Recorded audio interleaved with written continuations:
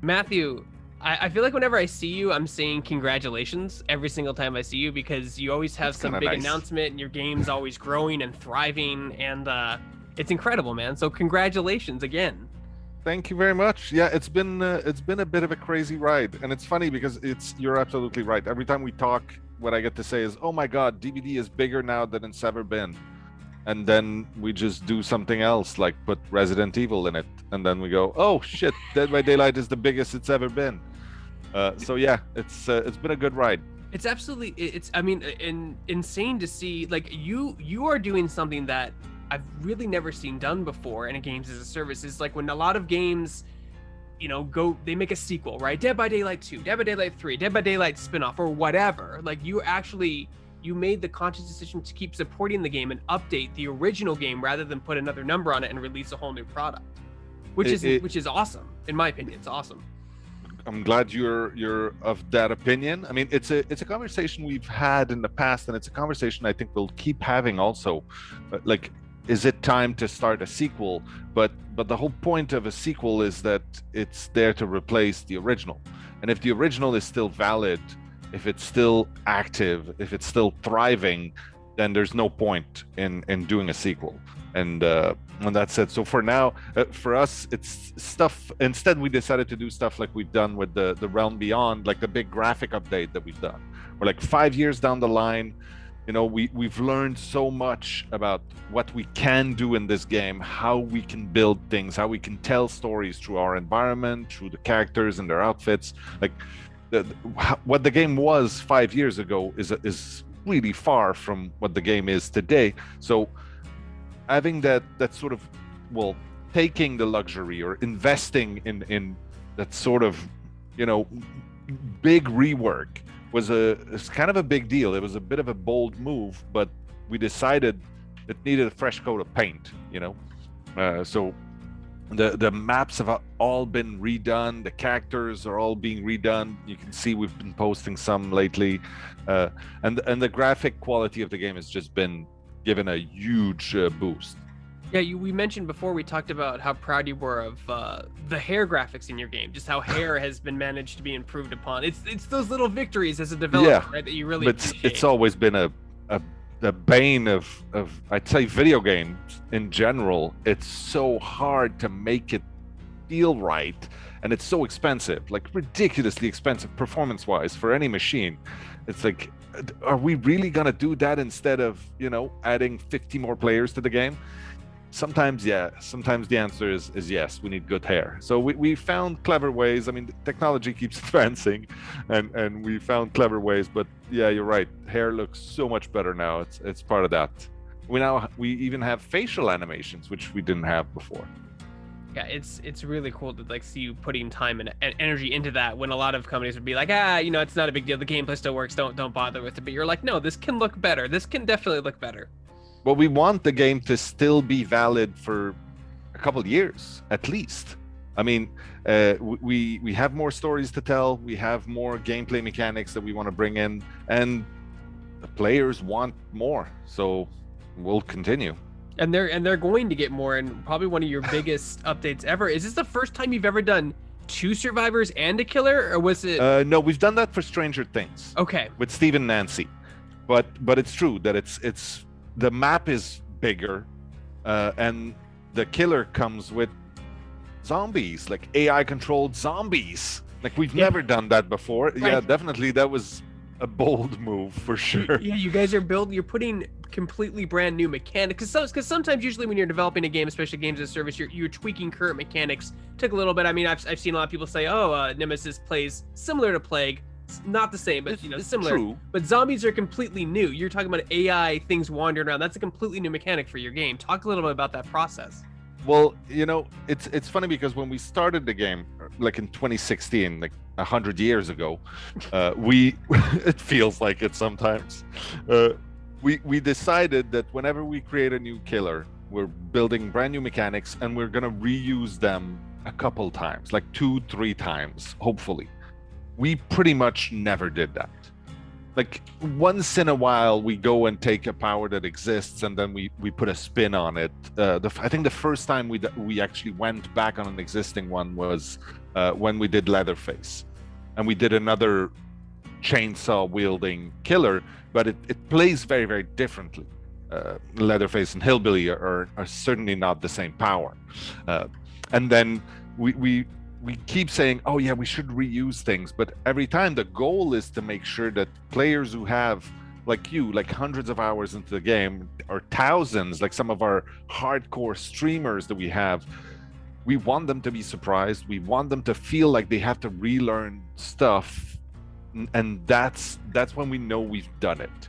And I think that with Nemesis coming in, there's definitely that aspect. Like people, you're right. The base power, the tentacle. I mean, it's not a huge departure, but the whole thing with the zombies wandering the map and surprising you in the corner somewhere, it's just absolutely amazing to see the surprise and to see people go, "Oh my God, they did that!" Like, yes, that's the whole point. Horror should always sort of have a surprise in store for you. Not to mention that they're AI scripted NPCs in a procedurally generated environment, which adds its own element of challenges to it. Well, the good thing is when we were talking with Capcom about creating zombies, because for us, Resident Evil needed some zombies, like to really be, faithful to the source material. And they said, yeah, that's a really good idea. Make sure you use the shamblers. Like, we don't want the evolved zombies, the really, Crimson smart. Heads, yeah. So they said, yeah, use the shamblers, basic zombies. And we're like, okay, well, that's a little better, because it's okay if they're dumb. It's okay if they sort of get stuck sometimes. It's okay if they don't feel like they're smarter than you. They're shambling zombies. That being said, I'm sure our programmers would have loved to make zombies that are smarter than you and faster, but yeah, they have to hold them back once in a while. My favorite is the speculations, whenever you show a trailer, because it's a teaser trailer, people are like, oh, Yeah. like, it's gonna be a new killer. No, you're gonna play like 7 zombies and you can switch between them in the map, and that's so much fun to see that. For your end, it's gotta be Yeah. hilarious. Be like, these are all wrong, but these are great ideas. Yeah, the teasing has become difficult because people are so clever. Like, our fans are so intensely investigative. Like, we have to be extremely careful. I think we did well with the whole chapter before that, like All Kill chapter. We had a series of teases and things on Twitter and Takeover. Werewolf, and Yeti, yeah, I remember. the speculations were wild and insane, and it was so much fun to watch. So yes, we'll always keep doing that. Even the trailer, the stuff that people have seen from Resident Evil, there are still a few surprises in store, I'd say. Now, I may be wrong about this, but their RPD map, that map, the generators always are procedurally generated. That map, it doesn't change, right? That map is stagnant. The layout of the map is not changing. You're Okay. absolutely correct. It's a little bit like the Silent Hill map. It's similar, especially because in the source material, we wanted to make sure that if you've played these games, if you remember where this room was compared to this one, and as like, you'll be able to retrace your steps from the game, and that was sort of the intention behind. Yeah, you said the same thing about Silent Hill. You really wanted Yeah. to make sure it was, official in the game, that people would recognize these areas and be able to navigate through them. It's sort of the blessing and the curse of basing something like this off of a video game, because the experience was different as opposed to movies or TV shows where you never really see the full structure in these things, because it's always shot from a different angle. It's always, it's the magic of film, but in the case of video games, more often than not, these maps, you've spent hours and hours walking around in them and carefully looking around the corners. So for a lot of those hardcore fans, the layout is known on a very personal level. So can you talk about this whole process with adding the specific killer Nemesis to the game, and like, how did you work with Capcom? Was Nemesis always on the table? Was there a fun debate about which, because there's so many boss monsters Resident Evil you could use, that you have Birkin Series 2, Mr. X, Nemesis. I think people were disappointed that it wasn't Lady Dimitrescu, Yeah. but like, she just came out, like. Well, that's it. Well, and that's a great question, because when we started working with Capcom, we and that's been sort of our pattern so far, working with licensors. We come at them with a plan. We're like, this is what we have in mind. This is what inspired us, and this is what we'd like to do. And our plan was to present these characters, so Leon and Jill and the Nemesis. And we thought they were maybe the classics, or the not necessarily original or the only ones or the best ones, just but we the thought right they were fit for this DLC. Yeah, that's it. And we knew that they were great representatives of what Resident Evil is, and they're probably the ones that pop into most people's minds when you talk about these characters.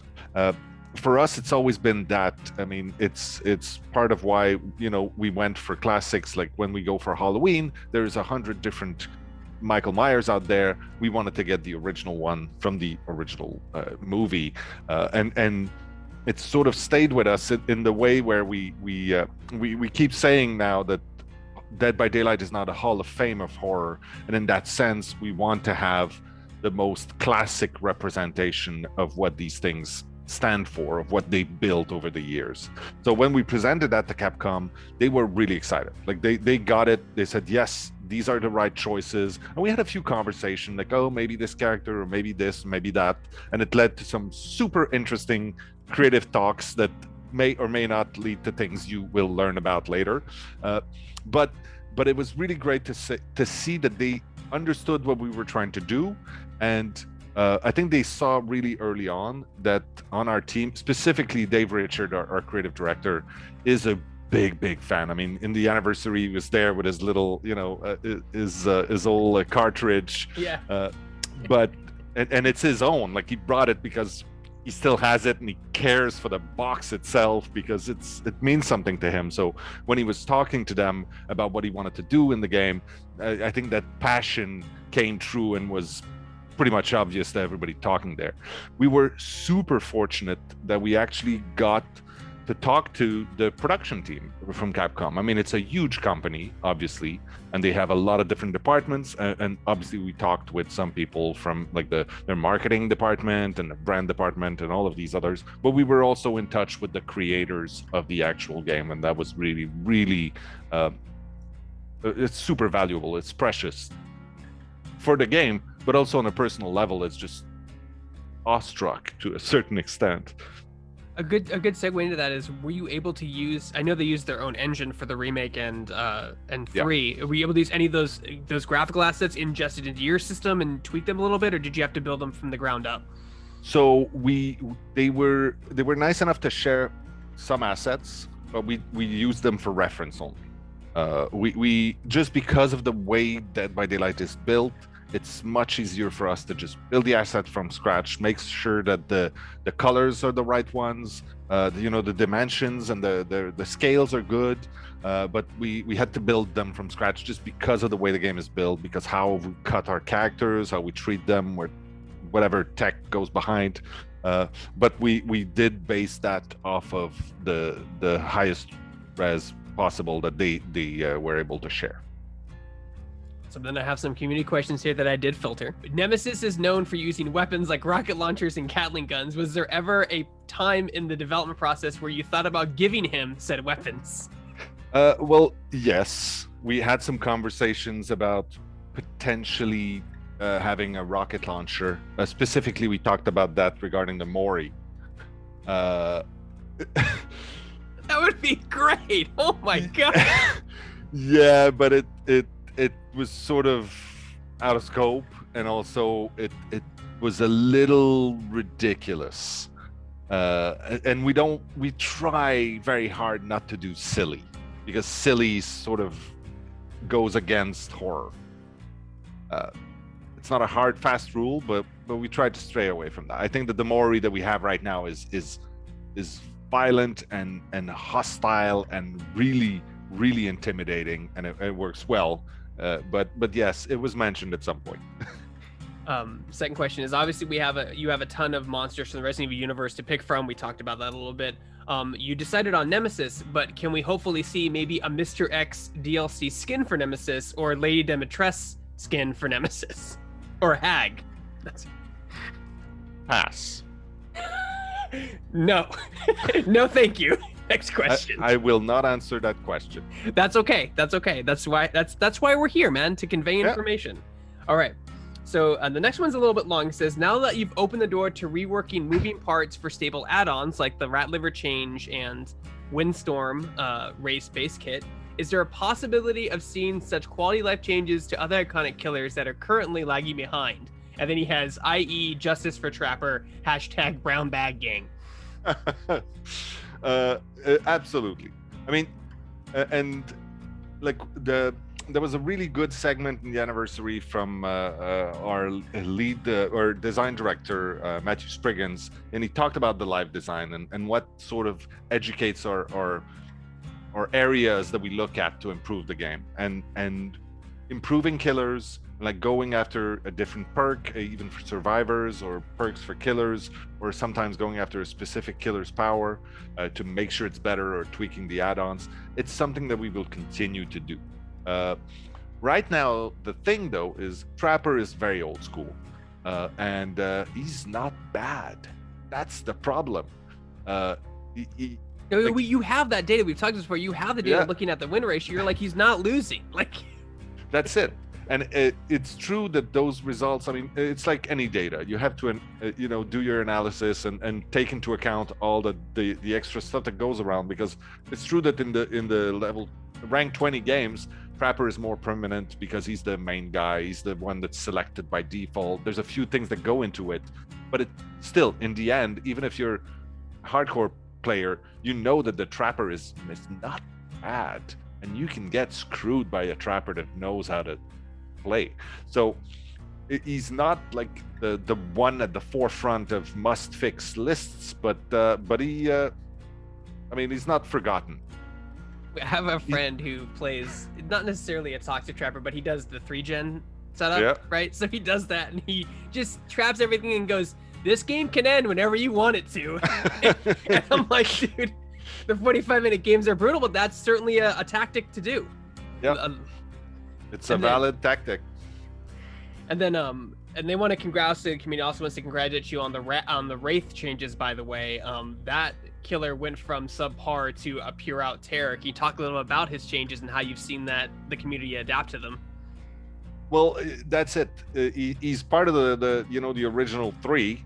So it was nice to be able to go. And the Wraith was never meant to be the most upfront terrifying. He doesn't have a direct thing. He's just he could always be there, and that's sort of this latent menace that we always tried to have with him. But I think that the changes, absolutely right, the changes have made him definitely a lot more threatening, for sure. And I like the fact that people are starting to learn how to play it a little differently, and mostly it's people now learn to respect the Mr. Bing Bong. Can you elaborate more on the auto ban feature? That's a good question. So one of the things that we announced during the anniversary is a new auto ban feature. I won't go into details because obviously we will give out more details. I know a lot of people are nervous because anything that's automated, if you say something and you were badly interpreted, or you're with your friends and whatever, I understand. Our goal is not to remove players from the player base. That's not the point. But there are things that most of us can agree on that they have no place in a pleasant gaming environment. Like outright racism and sexism and just toxic, hostile, verbal abuse is not something that we want to tolerate. Again, language is extremely subtle. So having things that are fully automated, we need to make sure that the gradient that we use is properly set. We are working with external partners on this, firms that do that as a specialty, as an expertise, and we want to make sure that our customer support are not flooded by requests of people saying I've been auto banned and it wasn't deserved. So we are extremely careful with that, but it's something that we absolutely want to have in the game because it'll make the experience better. That's it. Perfect. And then the last section I have before I let you go is the one I always ask. after crossplay, because you've already done that. Can you give us any updates on cross progression between PC, PS4, Xbox, and Nintendo Switch?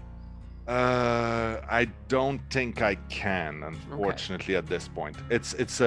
Yeah, I'd rather have another question. And it's not because I don't want to give you the information. It's just, it's sort of a moving target right now. And there's a lot of different partners involved in that.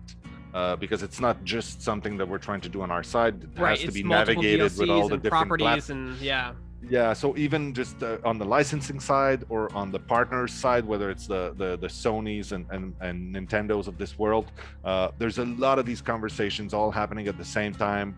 The goal for us is to make sure that if you buy something, we give you access to it as much as we can, and that, you know, the experience is seamless across everywhere and you can play with everybody. That's obviously, the more we do that, the better the experience is for every player out there.